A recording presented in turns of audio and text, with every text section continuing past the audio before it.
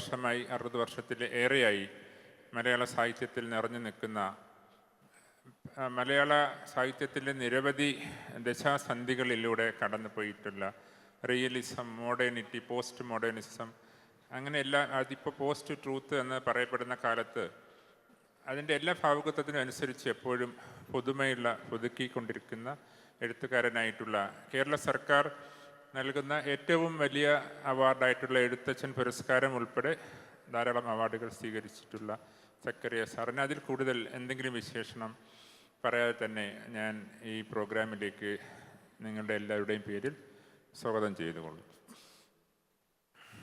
ഞാൻ ആദ്യത്തെ ചോദ്യം, what is there in a name എന്ന് ഷേക്സ്പിയർ പറഞ്ഞിട്ടുണ്ട്. നിങ്ങൾ റോസാപ്പൂവിനെ ഏത് പേരിട്ട് വിളിച്ചാലും അതിൻ്റെ സുഗന്ധം ഒന്ന് തന്നെ ആയിരിക്കുമെന്നാണ് ഷേക്സ്പിയർ സൂചിപ്പിച്ചത്. എന്നാൽ അത് റോസാപ്പൂവിൻ്റെ കാലത്താണ്. ഇന്ന് വേറെ ഒരുപാട് പൂക്കൾ, അവിടെ വേറെ ചില പൂക്കളുടെ കാലമാണ്. ഇന്ന് പേരിൽ ഒരുപാട് കാര്യമുണ്ട്. പേരിൽ എന്തിരിക്കുന്നു എന്നല്ല, പേരിലാണ് എല്ലാം ഇരിക്കുന്നത് എന്ന് പറയേണ്ടിയിരിക്കുന്നു. 2001 സക്കറിയ സാർ എഴുതിയ ഒരു പുസ്തകമുണ്ട്, ഇതാണ് എൻ്റെ പേര്. ആ നോവലിൻ്റെ പേര് തന്നെ ഇതാണ് എൻ്റെ പേരെന്നാണ്. അത് സമർപ്പിച്ചിരിക്കുന്നത് ഡോക്ടർ BR അംബേദ്കർക്കാണ്. അപ്പോൾ അത് നിങ്ങൾ വായിച്ചിരിക്കും. അതിലൊരു ഘാതകനുണ്ട്. ആ ഘാതകൻ്റെ കഥയാണത്. വളരെ പേപ്പറിൻ്റെ എണ്ണം കൊണ്ട് വളരെ ചെറിയ 50 പേജുള്ള പെട്ടെന്ന് വായിക്കാൻ പറ്റുന്ന ഒരു കൃതിയാണ്. അതിൽ ആ ഘാതകൻ പറയുന്ന ചില വാക്യങ്ങളുണ്ട്. അഖണ്ഡ ഭാരതത്തിന് വേണ്ടിയുള്ള കർമ്മമാണ് ഞാൻ ചെയ്യുന്നത്. ഏതെങ്കിലും രാഷ്ട്രത്തിൻ്റെ പിതാവാണ് എങ്കിൽ അയാൾ ജീവനോടെ മുറിച്ചെറിഞ്ഞ തുണ്ട് രാജ്യത്തിൻ്റേതാണെന്ന് ഘാതകൻ അയാൾ കൊല ചെയ്ത ആളെക്കുറിച്ച് പറയുന്നുണ്ട്. എനിക്ക് വ്യസനമില്ല, എനിക്കും വരുമൊരു ദിവസം എന്ന് ഘാതകൻ പറയുന്നുണ്ട്. നോവൽ അവസാനിക്കാൻ നേരത്ത് ഘാതകൻ്റെ പേര് എന്താണ്, ഇതാണ് എൻ്റെ പേരെന്നാണല്ലോ പുസ്തകത്തിൻ്റെ പേര്. ഘാതകൻ പറയുന്നത്, എൻ്റെ പേര് മോഹൻദാസ്, വൃദ്ധന് ഇനി പേരില്ല, ഇതാണ് എൻ്റെ പേര്. അപ്പോൾ ഈ 2001 എഴുതിയ ഈ കൃതി 13 വർഷം കഴിഞ്ഞപ്പോൾ അതിപ്പോൾ 13 വർഷം കഴിഞ്ഞപ്പോൾ തന്നെ ഇപ്പം നമ്മൾ ഇന്നത്തേക്ക് 23 വർഷമായി. അതിൻ്റെ ഈ പറഞ്ഞ എല്ലാം തന്നെ എനിക്ക് വരുമൊരു ദിവസം എന്ന് ഉൾപ്പെടെയുള്ള എല്ലാ പ്രവചനങ്ങളും സത്യമായി തീർന്നു. അപ്പം അതിനെക്കുറിച്ച് സാറ് നമ്മോട് സംസാരിക്കും.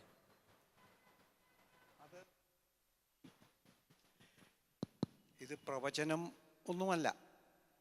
ഞാൻ ഗോഡ്സെ എന്ന മനുഷ്യനെ, ഗോഡ്സെയുടെ ചരിത്രം നല്ലപോലെ എൻ്റെ സ്വന്തം ആവശ്യത്തിലേക്ക്, ഒരു ഇന്ത്യക്കാരൻ എന്നുള്ള നിലയ്ക്ക് ഞാൻ അറിഞ്ഞിരിക്കേണ്ട ഒരു ചരിത്രമാണല്ലോ അത്. ഗാന്ധിജിയെ ഒരു സുപ്രഭാതത്തിൽ, ഒരു വൈകുന്നേരം, സുപ്രഭാതമല്ല, ഒരു സായം സന്ധ്യയ്ക്ക് വധിച്ച ആ മനുഷ്യൻ ആരാണെന്ന് അറിഞ്ഞിരിക്കണമല്ലോ എന്ന് കരുതി ഞാൻ കുറേ പുസ്തകങ്ങൾ ഗോഡ്സെയെ പറ്റിയും കൂട്ടുകൊലയാളികളെ പറ്റി എഴുതി കുറേ ഒന്നാന്തരം പുസ്തകങ്ങളുണ്ട്. അന്നത്തെ ജഡ്ജി, അദ്ദേഹത്തിൻ്റെ പേര് ഖന്ന എന്നാണെന്നാണ് എൻ്റെ ഓർമ്മ. ഇവരെ വിചാരണ ചെയ്ത് ജഡ്ജി എഴുതിയ പുസ്തകമടക്കം ഞാൻ വായിച്ചിട്ടുണ്ട്. കാരണം നമ്മുടെ ചരിത്രത്തിലെ ഒരുപക്ഷെ ഏറ്റവും പ്രധാനപ്പെട്ട ഒരു നാഴികക്കല്ല് എന്നൊക്കെ പറയാവുന്ന ഒരു സ്വാതന്ത്ര്യം കിട്ടിയതൊരു നാഴികക്കല്ലാണെങ്കിൽ ഗാന്ധിജിയുടെ വധവും ഒരു നാഴികക്കല്ലായിരുന്നു. സ്വാതന്ത്ര്യം കിട്ടിയതിന് ഒരു അടിക്കുറിപ്പായിരുന്നു ഗാന്ധിജിയുടെ വധം. നിങ്ങൾ സ്വാതന്ത്ര്യം കിട്ടി എന്ന് കരുതുന്ന ആ ഇന്ത്യ അല്ല ഞങ്ങൾ ഉദ്ദേശിക്കുന്ന ഇന്ത്യ എന്നുള്ള ഒരു മുന്നറിയിപ്പായിരുന്നു ഗാന്ധിജിയുടെ വധം. അത് നെഹ്റുവിനും കൂട്ടർക്കൊന്നും അതങ്ങനെ ആ രീതിയിൽ, അല്ലെ പട്ടേലിനൊന്നും അങ്ങനെ മനസ്സിലായിട്ടുണ്ടോന്നൊന്നും, അതൊക്കെ അവരൊക്കെ വലിയ ആളുകളാണ്. നമ്മൾ അവരുടെ ഒന്നും മനസ്സിലേക്ക് കടന്നു ചിന്തിക്കാൻ മാത്രമൊന്നും ഉള്ള ശേഷി എനിക്കില്ല, നമുക്ക് ആർക്കും ഉണ്ടെന്ന് ഞാൻ കരുതുന്നില്ല. ഞാൻ ഗോഡ്സെയെ പറ്റി നമുക്ക് ചിന്തിക്കാനൊരു വഴി കിട്ടുന്ന എവിടെയാണ്? ഗോഡ്സെ ഒരു സ്വന്തം കഥ പറഞ്ഞിട്ടുണ്ട്. അതിൽ എത്രമാത്രം ഗോഡ്സെ അത് കോടതിക്ക് മുമ്പാകെ നൽകിയ, നമ്മളൊക്കെ വായിച്ചിരിക്കേണ്ടതാണ്. ഒരു മനുഷ്യൻ എങ്ങനെ സ്വന്തം നിലപാടുകൾ എന്തിനാണ് ഞാൻ ഗാന്ധിയെ കൊന്നത്, ഒരു സംശയവുമില്ലാതെ അദ്ദേഹം പറയുന്നുണ്ട്. അപ്പോൾ ഏത് വിധത്തിലാണ് ഒരു മനുഷ്യൻ്റെ തലച്ചോറിലേക്ക് ഒരു പ്രത്യേകതരം വൈരാഗ്യം, ഉറച്ച കെട്ടുറപ്പുള്ള വൈരാഗ്യം കലർത്തി കൊടുക്കാൻ കഴിയുന്നത് എന്ന് എൻ്റെ ഒരു അതിപ്പം ചരിത്രമാണത്. ഇന്ത്യ ചരിത്രത്തിൻ്റെ ഭാഗമാണത്. ഇന്ത്യയിൽ അങ്ങനെ ഒരു ചരിത്രത്തിൽ, ഇന്ത്യൻ ചരിത്രത്തിൻ്റെ ഒരു ഭാഗത്ത് ഇത്തരം മനുഷ്യർ, ഇത്തരം ആളുകൾ സൃഷ്ടിക്കപ്പെട്ടു.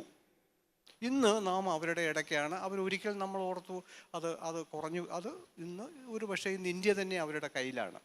അപ്പം അങ്ങനെയൊക്കെ ഉള്ള ഒരു ചരിത്രത്തിൻ്റെ ആലോചിച്ചപ്പോഴാണ് ഞാൻ ഓർത്ത ഗോഡ്സേക്ക്, ഞാൻ മനസ്സിലാക്കിയ ഗോഡ്സെയെ പറ്റി, ഗോഡ്സെയുടെ ഭാഗത്തു നിന്ന് ആ ഗാന്ധിയെ കൊന്നതിൻ്റെ ഒരു ചരിത്രം, ഒരു കഥ പറഞ്ഞാൽ എന്താണ് എന്ന് കരുതി ഞാൻ അത് എഴുതിയതാണ് ആ ഒരു പ്രത്യേക സാധനം. അപ്പം അതിലേക്ക് ചരിത്രമാണ് കൂടുതലും കടന്നു വരുന്നത്. ഇന്ത്യയുടെ ചരിത്രം മാത്രമല്ല, ഇത്തരത്തിലുള്ള രക്തമൊഴുക്കുകളുടെ മുഴുവൻ ചരിത്രവും ഗോഡ്സെ അവിടെ തിരിച്ചു പറഞ്ഞു കൊണ്ടുവരുന്നുണ്ട്. അവസാനമാണ് ഗോഡ്സെ പറയുന്നത്, ഇതൊക്കെയാണ് കാര്യങ്ങൾ, നീ മുറിച്ചു കളഞ്ഞ ഇന്ത്യയുടെ ഒരു തുണ്ടാണ് എനിക്ക് ബാക്കിയുള്ളത്, ഞാൻ നിന്നെ വധിക്കുകയാണ്, ഇനി നിനക്ക് പേരില്ല. അപ്പോൾ അതുവരെ ഗോഡ്സെ തൻ്റെ പേര് പറയുന്നില്ല, ഒരിക്കലും ഒരിടത്തും പറയുന്നില്ല. ഇനി എൻ്റെ പേര് മോഹൻദാസ് എന്നാണ് എന്ന് പറഞ്ഞ് ഗാന്ധിജിയുടെ പേര് തന്നെ അപഹരിക്കുകയാണ്. അപ്പം അതിൻ്റെ ഉള്ളിൽ ഏതോ ഒരു പോയിന്റിൽ ഗോഡ്സെ പറഞ്ഞു വരുന്നുണ്ട്, എൻ്റെ കാലം വരും, നിൻ്റെ കാലം ഞാൻ പിടിച്ചെടുക്കുകയാണ്, എൻ്റെ കാലം വരും. ആ കാലം വന്നു എന്ന് അജിത്ത് പറഞ്ഞ പോലെ നമ്മൾ ആ കാലത്താണ് ഇപ്പോൾ ജീവിക്കുന്നത്.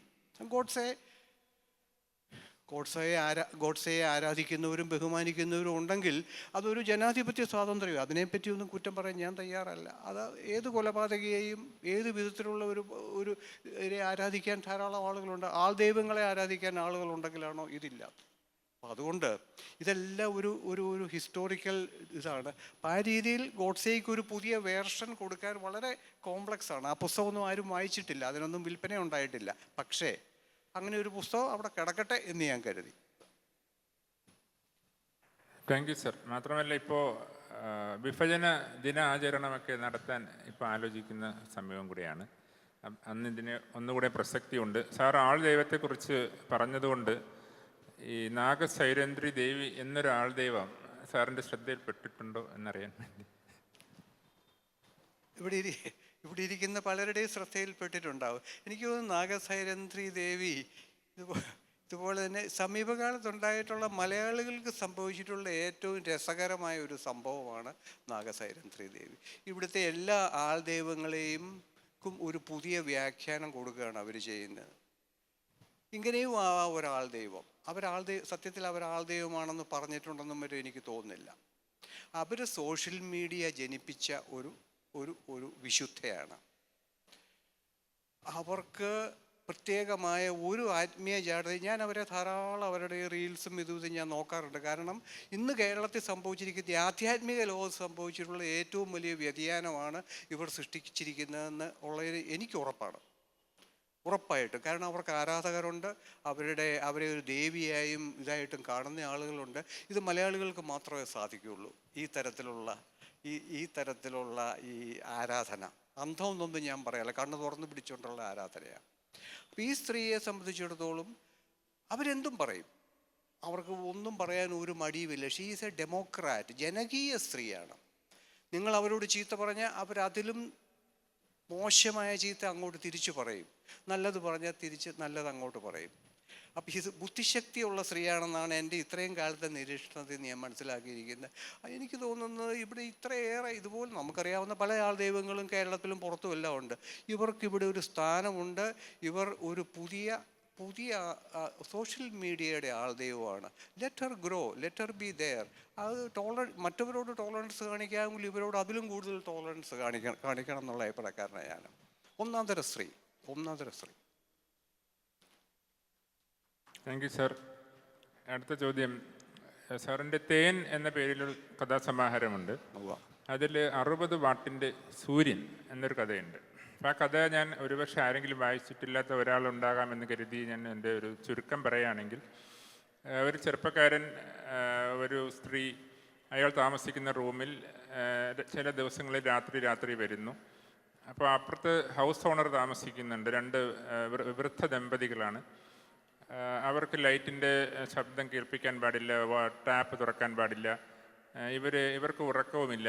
ഇവർ സദാ വാച്ചിങ് വാച്ച് ആൻഡ് വാർഡായിട്ടിരിക്കുന്നുണ്ട്. അപ്പോൾ അവരുടെ ഉറക്കമൊക്കെ കണക്കെടുത്ത് ഇവർ മുറിയിൽ സന്ധിക്കുമ്പോൾ ലാപ്ടോപ്പിന് ലൈറ്റ് ഇടാൻ പറ്റത്തില്ലെങ്കിൽ ഇവർ ഉണർന്നു വരും. അതുകൊണ്ട് ലാപ്ടോപ്പിൻ്റെ അരണ്ട വെളിച്ചത്തിലാണ് ഇവർ സംഗമിച്ചുകൊണ്ടിരുന്നത്. അങ്ങനെ ഇരിക്കുമ്പോൾ ഈ മനുഷ്യൻ ഈ സ്ത്രീയെ രാത്രി മാത്രമേ കണ്ടിട്ടുള്ളൂ. അങ്ങനെ ഇരിക്കെ പകൽ കാണാനിടയായി, പക്ഷെ മനസ്സിലായില്ല അത് വേറെ ഏതോ കാമുകയാണോ എന്ന് തെറ്റിദ്ധരിച്ചു പോയി എന്നാണ് ഞാൻ ആ കഥ ചുരുക്കി പറഞ്ഞുകൊണ്ടാണ് അതിൻ്റെ യഥാർത്ഥ കഥ നിങ്ങൾ തന്നെ വായിച്ച് മനസ്സിലാക്കുക. അപ്പോൾ അത് ഞാൻ വായിച്ചപ്പോൾ എനിക്ക് ഓർമ്മ വന്നത്, ഇവിടെ പലരും പല കല്യാണം കഴിഞ്ഞ സ്ത്രീകളും അവരുടെ പരസ്പരം ഒരു ശരീരം ഇതുവരെ കണ്ടിട്ടില്ല, നേരെ ചൊവ്വെ കണ്ടിട്ടില്ല എന്ന് കഥാകൃത്ത് നിലയിൽ എന്നോട് രഹസ്യമായി വെളിപ്പെടുത്തിയിട്ടുണ്ട്. അപ്പോൾ ഈ വീട്ടുകാർ, ഈ വളർത്തുദോഷമുള്ള വീട്ടുകാർ ഇങ്ങനെ പവിത്രമായി കരുതി ഈ കന്യകത്വം സൂക്ഷിക്കുക, കന്യാദാനം മഹാദാനം എന്നൊക്കെയുള്ള പഴയ മൂല്യങ്ങൾ വെച്ചുകൊണ്ട് ഒരു സ്ത്രീയെ അവർക്കിഷ്ടമുള്ള പല പുരുഷന്മാരുമായിട്ട് മിണ്ടാൻ പോലും സമ്മതിക്കാതെ കാത്തു സൂക്ഷിച്ച് കസ്ബലനായ ഒരാളുടെ ഇവിടെ കെട്ടിച്ച് വിടുകയും ഈ മനുഷ്യനാകട്ടെ എൻ്റെ ഈ ഭംഗി ഒരിക്കലും കണ്ടില്ലല്ലോ എന്ന് അവസാന ഷഷ്ടിപൂർത്തി കഴിഞ്ഞിട്ട് വിലപിക്കുന്ന സ്ത്രീകളൊക്കെ ഉണ്ട്. അപ്പോൾ അതിൻ്റെ പശ്ചാത്തലത്തിൽ സാർ ആ കഥയിൽ എഴുതിയ ഒരു വാക്യം ഞാൻ വായിക്കാം. ഉറക്കമില്ലാത്ത അമേരിക്കൻ മുതലാളിത്തത്തിനും കണ്ണുപൂട്ടാത്ത മലയാളി ലൈംഗിക ദേശീയതയ്ക്കുമിടയിൽ വളരെ ബുദ്ധിമുട്ടിയാണ് അവർ അനുരാഗത്തിൻ്റെ കുറേ ബ്രഹ്മമുഹൂർത്തങ്ങൾ തരപ്പെടുത്തിയത്. ഇതിനെക്കുറിച്ച് സാറിന് എന്ത് പറയാനുണ്ട്? എനിക്ക് തോന്നുന്നു ഇത് ബേസിക്കലി IT-കാരുടെ ഒരു പ്രശ്നമാണിത്. കാരണം ഇവർ ഉറങ്ങേണ്ട സമയത്താണ് അമേരിക്കക്കാർ ഉണർന്നിരിക്കുന്നത്. അപ്പോൾ ആ സമയത്ത് ഈ പാവങ്ങൾ ഉണർന്നിരിക്കേണ്ടി വരുന്നു ഉറക്കത്തിൻ്റെ സമയത്ത്.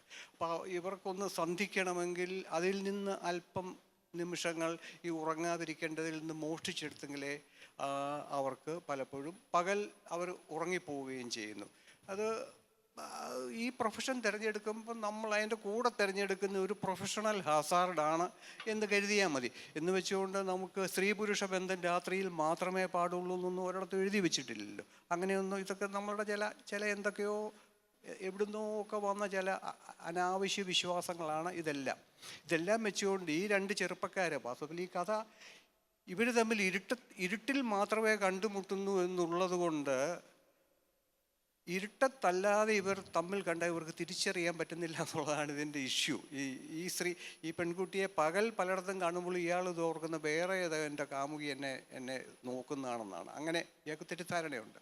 അപ്പം ഇതൊരു ഇന്നത്തെ IT കുട്ടികളുടെ ചെറുപ്പക്കാരുടെ, അതും വാടകയ്ക്ക് താമസിക്കുന്നവരുടെ, കാരണം വീട്ടുടമസ്ഥൻ നിരന്തരമായിട്ട് ഇവരെന്തുമാത്രം വിദ്യുച്ഛക്തി ചെലവാക്കി, എന്തുമാത്രം വെള്ളം ചെലവാക്കി, ഇതെല്ലാം കണക്ക് കൂട്ടി അവരുടെ മേൽ ഒരു സർവീലിയൻസ് നടത്തിക്കൊണ്ടിരിക്കുക.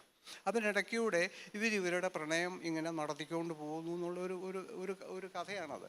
അത് ഇന്നത്തെ കാലത്തിൻ്റെ കഥയാണ്. പക്ഷേ വാസ്തവത്തിൽ ഇന്നിപ്പോൾ അതെല്ലാം ഈ പറഞ്ഞ പ്രശ്നങ്ങളൊക്കെ കേരളത്തിൽ നിന്നൊക്കെ മാറിപ്പോയി. കാരണം പെൺകുട്ടികൾ അവരുടെ സ്വന്തം ലിബറേഷൻ ഏതാണ്ട് വളരെ ഭംഗിയായിട്ട് നിർവഹിച്ച് കഴിഞ്ഞ ഒരു സമൂഹമാണ്, അല്ലെങ്കിൽ നിർവഹിച്ചുകൊണ്ടിരിക്കുന്ന ഒരു സമൂഹത്തിലാണ് നമ്മൾ ജീവിക്കുന്നതാണ് എൻ്റെ വിശ്വാസം. എല്ലാ സമുദായങ്ങളിലും പറ്റിയ ഹിന്ദു, മുസ്ലിം, ക്രൈസ്തവ സമൂഹങ്ങളിൽപ്പെട്ട പുതിയ പെൺകുട്ടികൾ അവരുടെ ലിബറേഷൻ ഉണ്ടാക്കി കഴിഞ്ഞു.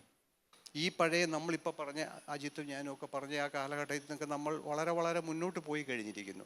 അത് എവിടുന്ന് വന്നു? സോഷ്യൽ മീഡിയയിൽ കൂടെയാണോ, ഇൻ്റർനെറ്റിൽ കൂടെയാണോ എന്നുമല്ലാതെ ഇവിടുത്തെ യാഥാസ്ഥിതികത്വത്തിന് തക്കതായ രീതിയിൽ അതിൽ തുളകൾ വീണ് കഴിഞ്ഞു. പുരുഷ മേധാവിത്വത്തിൽ തുളകൾ വീണ് കഴിഞ്ഞു. അതാണ് ഞാൻ ഈ കഴിഞ്ഞ കാലമെല്ലാം കേരളം നിരീക്ഷിച്ചതിൽ ഏറ്റവും പ്രധാനപ്പെട്ട ഒരു സംഭവവികാസമായിട്ട് കാണുന്നത്.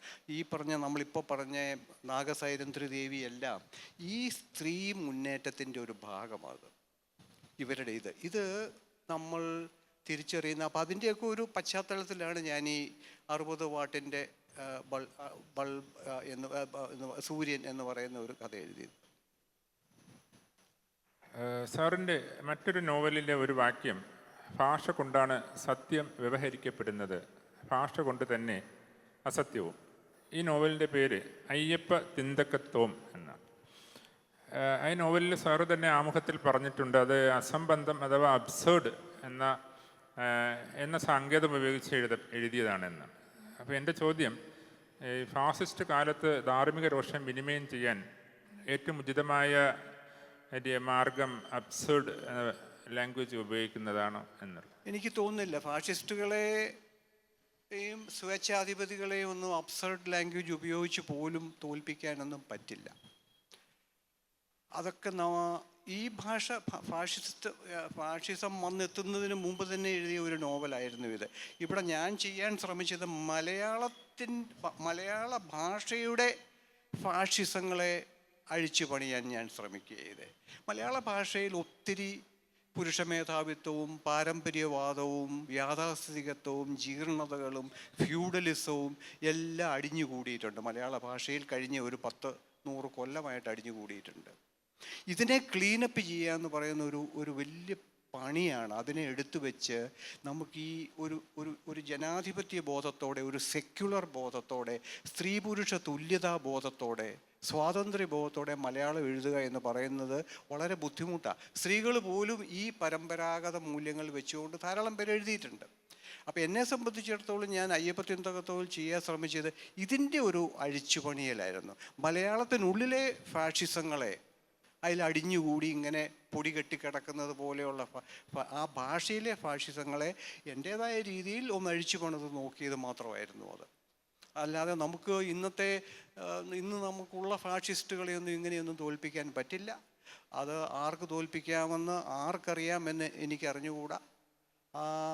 അത് ചരിത്രത്തിൻ്റെ ചില പരിണാമങ്ങളിലൂടെ മാത്രമേ അത് ഒരു പക്ഷേ സംഭവിക്കുള്ളൂ എന്ന് ഏതാണ്ട് വ്യക്തമായി കഴിഞ്ഞിരിക്കുക. അപ്പം നമ്മളെല്ലാവരും അതിന് തയ്യാറെടുക്കണം, അത് വേറെ കാര്യം. പക്ഷേ ഇതാണ് കാര്യം. സാറിൻ്റെ റാണി എന്ന പേരിലൊരു കഥയുണ്ട്, നിങ്ങൾ വായിച്ചിട്ടുണ്ടാവും. റാണിക്ക് സുഖമില്ല. അപ്പോൾ ചെറുപ്പക്കാരനും രോഗദൃഢഗാത്രനുമായ ഒരു വൈദ്യരെ തിരുമ്മാൻ വീട്ടിൽ കൊണ്ടുവരുന്നു. അപ്പോൾ വൈദ്യർ തിരുമുമ്പോൾ ആദ്യം തിരുമാൻ തുടങ്ങുമ്പോൾ അവരുടെ ഭർത്താവ് കൂടെ അടുത്ത് നിൽക്കുന്നുണ്ട്. അപ്പോൾ അവിടെ ഒരു വാക്യം ഇപ്രകാരം എഴുതിയിട്ടുണ്ട്: റാണിയെ കിടത്തിയിരിക്കുന്നത് ഒരു കയർ കട്ടിലിലാണ്. ഒരു കൈ മുലകൾക്ക് വിലങ്ങനെ വച്ചിരിക്കുന്നു, മറ്റേ കൈപ്പത്തി കൊണ്ട് താഴെ നാണമുള്ള ഇടം മൂടിയിരിക്കുന്നു. ഇതിൻ്റെ ബാക്കിയുള്ള കഥ ഞാൻ പറയുന്നില്ല, നിങ്ങൾ വായിച്ചിട്ടുണ്ടാവും. ഞാൻ ഇവിടെ ചോദിക്കാൻ വന്നത് നാണമുള്ള ഇടം എന്ന ഒരു പ്രയോഗം നടത്തിയതിനെ കുറിച്ചിട്ട്. അതുപോലെ തന്നെ സാറിൻ്റെ ഏറ്റവും പുതിയ ഇംഗ്ലീഷ് നോവലായിട്ടുള്ള പെൻഗ്വിൻ പുറത്തിറക്കിയിട്ടുള്ള the true story of a writer, philosopher and a shape shifter എന്ന നോവലിൽ ഒരു ഭാഗത്ത് ഒരു വാക്യമുണ്ട്: he covered his gender with one hand എന്നാണ്. അയാളുടെ ജെൻഡർ ഒരു കൈകൊണ്ട് മറച്ചു എന്നാണ്. ഞാനപ്പോൾ നിങ്ങളെല്ലാം കേട്ടിരിക്കുന്ന കാളിദാസൻ എഴുതിയതായി പറയപ്പെടുന്ന ഏകഹസ്തേന ഗോപ്യത എന്നൊരു വരി എനിക്ക് ഓർമ്മ വന്നു. അത് ബാക്കി വരി ഞാൻ ഇപ്പോൾ പറയുന്നില്ല. അപ്പം എൻ്റെ ചോദ്യം, ഈ 2 പുസ്തകത്തിലും ഇത് വന്നതുകൊണ്ടുള്ള ചോദ്യം, അപ്പം ഞാനൊരു എഴുതാൻ ശ്രമിക്കുന്ന ഒരാളെന്ന നിലയ്ക്ക് ഈ നാണമുള്ള ഭാഗത്ത് എഴുതേണ്ടി വരുമ്പോൾ മലയാളത്തിൽ എഴുതുകയാണെങ്കിൽ തെറിയെന്ന് വിചാരിക്കും, സംസ്കൃതത്തിൽ എഴുതുകയാണെങ്കിൽ മനസ്സിലാവില്ല, ഇംഗ്ലീഷിൽ എഴുതണം, അങ്ങനെ ഒരു വലിയ പ്രതിസന്ധി അനുഭവിക്കുന്നുണ്ട്. അപ്പോൾ അങ്ങനെ ഇരിക്കുമ്പോൾ സാർ ഇതിനെ വളരെ തന്ത്രപരമായി ഈ പ്രതിസന്ധിയെ നാണമുള്ള ഇടം എന്ന വാക്കുകൊണ്ടും അല്ലെങ്കിൽ ഹി കവേർഡ് ഹിസ് ജെൻഡർ എന്ന വാക്കുകൊണ്ടും ഈ പ്രതിസന്ധി പരിഹരിച്ചല്ലോ. അതിനെക്കുറിച്ച് അജിത്ത്, അതൊരു എഴുത്തുകാരുടെ ഒരു പ്രത്യേകതരം തീരുമാനമാണ്. അത് എഴുതി വരുമ്പോൾ നമ്മളാണ് തീരുമാനിക്കേണ്ടത് എവിടം വരെ നമ്മൾ പോകണം, ഏത് വിധത്തിൽ. അതിൻ്റെ ടോട്ടാലിറ്റിക്കകത്തുള്ളിൽ എക്സ്പ്ലിസിറ്റായിട്ട് ലൈംഗികാവയവത്തിൻ്റെ പേര് പറയുകയാണ് നല്ലത് എന്ന് തോന്നിയാൽ നമ്മളത് പറയണം. അതല്ല, നമ്മളത് മൂടി വെച്ച് പോവുകയാണ് നല്ലത് എന്ന് തോന്നിയാൽ നമുക്ക് അത് പറയാം. അപ്പോൾ ഇതൊരു നമ്മളുടെ സ്റ്റൈലിൻ്റെയും നമ്മൾ ഇവോൾവ് ചെയ്തു വരുന്ന നാരേറ്റീവിൻ്റെയും കൂടെ ഒരു ഭാഗമാണ്. കേരളത്തിൽ ലൈംഗികത നമ്മുടെ എത്രയോ കാലം മുമ്പ് നമ്മളുടെ എല്ലാവരും പുച്ഛിച്ചിരുന്ന രണ്ട് നമ്പൂതിരി എഴുത്തുകാരുണ്ടായിരുന്നു. ഞാൻ അവരുടെ പേര് മറന്നുപോയി. അവർ ശൃംഗാര കവിതകൾ എഴുതി എന്നുള്ളത് അന്ന് അവരെ പരിഹസിക്കാനും കുറ്റപ്പെടുത്താനും ഉപയോഗിച്ചിരുന്നു. പക്ഷേ അതിമനോഹരങ്ങളായ ശൃംഗാര കവിതകൾ എഴുതിയവരായിരുന്നു. അവരുടെ പേര് ഞാൻ മറന്നുപോയി. സുപ്രസിദ്ധരായ 2 സഹോദരന്മാരായിരുന്നു എൻ്റെ ഓർമ്മ. അപ്പം നമുക്കിവിടെ മലയാളിയുടെ ഒരു വലിയ പ്രശ്നം ലൈംഗികതയാണത്. ഇപ്പോൾ അത് കുറഞ്ഞു. ഇപ്പോൾ ഒരിക്കലും 10 കൊല്ലം മുമ്പ് വരെ ഒരു യുവതിക്ക് ഒരു യുവാവിനും തോളിൽ കൈയിട്ട് നടക്കാൻ പറ്റാത്ത ഒരവസ്ഥ കേരളത്തിലുണ്ടായിരുന്നു. അതാണ് ഞാൻ പറഞ്ഞത്. അത് മാറ്റിയെടുത്തു ചെറുപ്പക്കാർ. ആരും നേതൃത്വം കൊടുത്തില്ല. ഒരു രാഷ്ട്രീയ പാർട്ടിയും ഒരു ചാവേർ സംഘടനയും ഒരു വിദ്യാർത്ഥി സംഘടനയും ഇടപെടാതെ ചെറുപ്പക്കാരത് ആ ലൈംഗിക സങ്കല്പം, ആ ഒരു യാഥാസ്ഥിതികത്വം മാറ്റിയെടുത്തു. ആരും മിണ്ടുന്നില്ല. ചെറുപ്പക്കാർ അവരുടെ ഇഷ്ടം പോലെ തോളി കൈയിട്ടോ മടി കയറിയിരുന്നോ ഒക്കെ യാത്ര ചെയ്യുന്നു. അപ്പം ഒരു സംസ്കാര സമ്പന്നമായി നമ്മൾ വളരുന്നതിൻ്റെ ലക്ഷണങ്ങളിൽ ഒന്നായിട്ടാണ് ഞാൻ കാണുന്നത് ഈ പെൺകുട്ടി ആൺകുട്ടി തുല്യത. ആ തുല്യത അവർ വളർന്നു വരുമ്പോൾ കുടുംബത്തിലേക്കും ആ തുല്യത പ്രവേശിക്കും. ഭാര്യാഭർത്തൃ ബന്ധത്തിലും അത് പ്രവേശിക്കും എന്നുള്ളതിന് എനിക്ക് ഏതാണ്ട് 100% ഉറപ്പാണ്.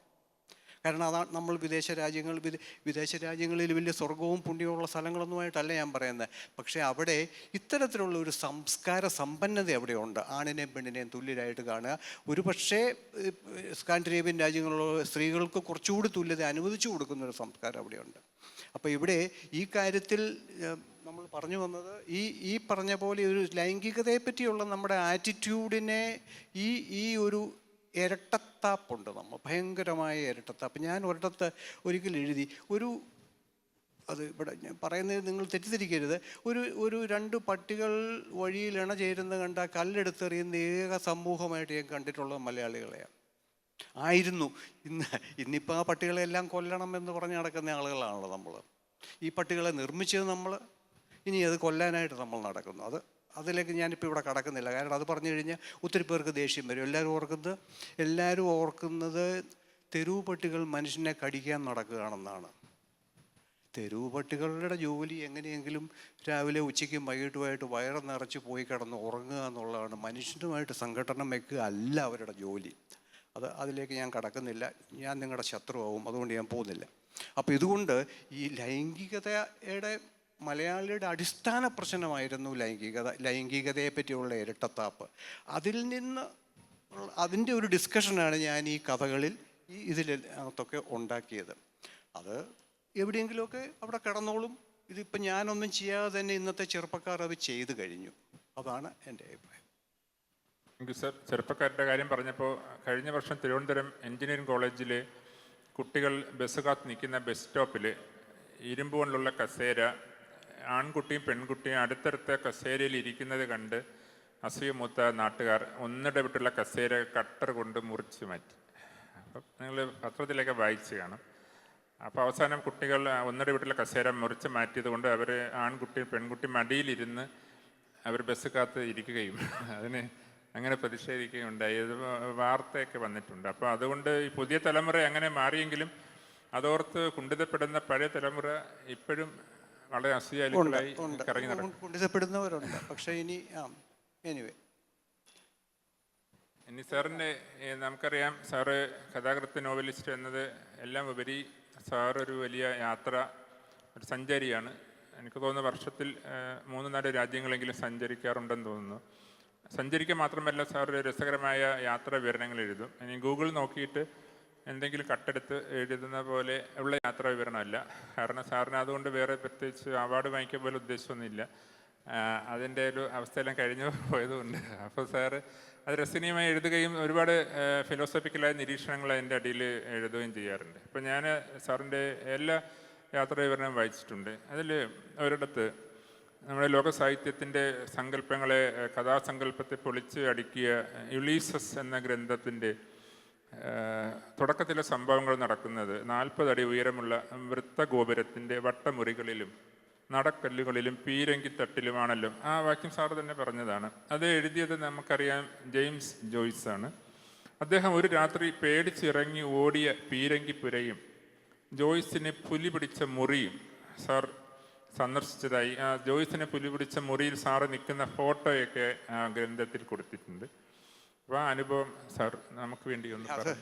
ഇല്ല, ഈ അനുഭവം ഉണ്ടായത് ജെയിംസ് ജോയ്സിനാണ്. ജെയിംസ് ജോയ്സ് അയർലൻഡിൻ്റെ തീരത്തുള്ള ഒരു ആ കോട്ടയിൽ ജെയിംസ് ജോയ്സിൻ്റെ ഫ്രണ്ടിന് വളരെ അടുത്ത സുഹൃത്തിനൊരു മുറി ഉണ്ടായിരുന്നു.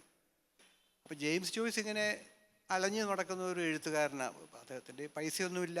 എവിടെയെങ്കിലുമൊക്കെ സ്ഥലം കിട്ടിയാൽ അവിടെ കയറി കൂടും, അവിടെ കുറച്ചു കാലം നിൽക്കും, അത് കഴിഞ്ഞ് അടുത്ത സ്ഥലത്തേക്ക് പോകും. അങ്ങനെ ചെറുപ്പക്കാരൻ ജെയിംസ് ഈ വലിയ പുസ്തകങ്ങളൊന്നും എഴുതിയിട്ടില്ല. ഈ just getting into it. അപ്പം അങ്ങനെ ഈ ജെയിംസ് ജോയ്സ് പോയ സുഹൃത്ത് എഴുത്തുകാരെയൊക്കെ പ്രോത്സാഹിപ്പിക്കുകയൊക്കെ ചെയ്യുന്ന ഒരു ബുദ്ധിജീവിയായിരുന്നു. അദ്ദേഹമായിരുന്നു ഈ കോട്ടയിലെ ഈ ഒരു മുറിയിൽ താമസിച്ചിരുന്നത്. അപ്പം ജെയിംസ് ജോയ്സ് അവിടെ ഒരു ദിവസം ചെന്നു, 2 ദിവസം താമസിച്ചു, 3 ദിവസം താമസിച്ചു, 4 ദിവസമായി ജെയിംസ് പോകുന്നില്ല. അപ്പം അങ്ങനെ വന്നപ്പോൾ ഈ മുറിയുടെ ഉടമസ്ഥനല്ല, അവിടുത്തെ താമസക്കാരനായ ഈ ബുദ്ധിജീവി രാത്രിക്ക് ഒരു ചെയ്തു എന്നാണ് പറയുന്നത്. തോക്കെടുത്ത് ജെയിംസ് ഒരിടത്ത് നിലത്ത് കിടന്നാണ് ഉറങ്ങുന്നത്. ഇദ്ദേഹം കട്ടിലിൽ നിന്ന് അലറിക്കൊണ്ട് ചാടി എണീറ്റ് തോക്കെടുത്ത് പുലി വന്നു എന്നും പറഞ്ഞ് 4 പാടും വെടിവെച്ചു തോക്കിൽ നിന്ന്. ഇത് കണ്ടതോടെ ജെയിംസ് ജോയ്സ് അവിടുന്ന് ഇറങ്ങി ഓടി. എന്നിട്ട് 24 കിലോമീറ്റർ നടന്ന് അയർലൻഡിൽ ചെന്ന് മറ്റേതോ വീട്ടിൽ ചെന്ന് അഭയം പ്രാപിച്ചു. ഇത് ജെയിംസ് ജോയ്സിൻ്റെ ജീവിതത്തിൽ എല്ലാവരും പറയുന്ന ഒരു കഥയാണ്, ജെയിംസിൻ്റെ ഈ രാത്രിക്കുള്ള ഈ ഒളിച്ചോടിപ്പോക്ക് ഈ ബുദ്ധിജീവിയുടെ മുറിയിൽ നിന്ന്. അപ്പം ഇതൊരു നമ്മുടെ കേരളത്തിലൊക്കെ ഒരു പ്രത്യേക തലമുറയിൽ ഒക്കെ ഉണ്ടായിരുന്ന നമ്മുടെ എഴുത്തുകാരും ഒക്കെ അനുഭവിച്ചിട്ടുള്ള ധാരാളം, ഇതിനപ്പുറത്തോട്ടും അനുഭവിച്ചിട്ടുള്ള എഴുത്തുകാരുടെയും കലാകാരന്മാരുടെയൊക്കെ കാരണം അവരുടെ സ്വാതന്ത്ര്യങ്ങൾ വേറെയാണ്. അവർ ഒരു അടക്കമൊതുക്കമുള്ള ഒരു അച്ചടക്കമുള്ള ജീവിതങ്ങൾ നയിക്കുന്നവരല്ലെന്നും ആണെന്നും ഒക്കെ പറയാം.